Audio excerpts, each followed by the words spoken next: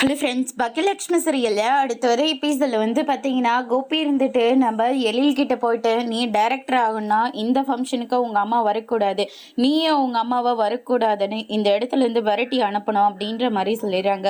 அதுக்கு அடுத்ததாக பாக்கியா வந்துடுறாங்க. சாரி எழில், நீ பெரிய டைரக்டர் ஆகணும், அதுதான் என்னுடைய ஆசை அப்படின்ற மாதிரி நம்ம பாக்கியா வந்து எழில வந்து வாழ்த்துறாங்க. நில்லுமா, நீ இந்த இடத்துல இருந்தால் கண்டிப்பாக நான் டைரக்டர் ஆக முடியாது, தயவு செஞ்சு நீ இந்த இடத்துல இருந்து போயிடுமா அப்படின்ற மாதிரி சொல்லிடுறாங்க. சரிடா சரி, நான் போயிடுறேன் அப்படின்னு சொல்லிட்டு பாக்கியா பார்த்தீங்கன்னா ஃபீல் பண்ணிக்கிட்டு அந்த இடத்துல இருந்து போயிடுறாங்க. அதுக்கு அடுத்துதான் வந்து பார்த்தீங்கன்னா இதை பார்த்து நம்ம கோபி ரொம்பவே சந்தோஷப்படுறாரு. ஃபங்க்ஷனும் ஆரம்பிக்குது. ரொம்பவே கஷ்டப்பட்டு நாங்கள் இந்த படத்தை ஆரம்பிக்கலாம்னு சொல்லி ரொம்பவே போராடிட்டோம் அப்படின்ற மாதிரி சொல்லிடுறாங்க.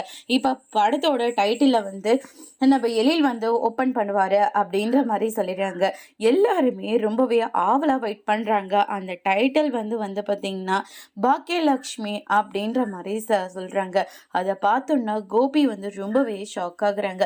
வெளியே போயிட்டு இருந்த நம்ம பாக்கியா வெளியில் அந்த பேப்பரை பார்த்த உடனே பாக்கியலக்ஷ்மியா அப்படின்னு சொல்லிட்டு ரொம்பவே சந்தோஷப்படுறாங்க. அதோட பிரம்ம முடிச்சிருக்காங்க.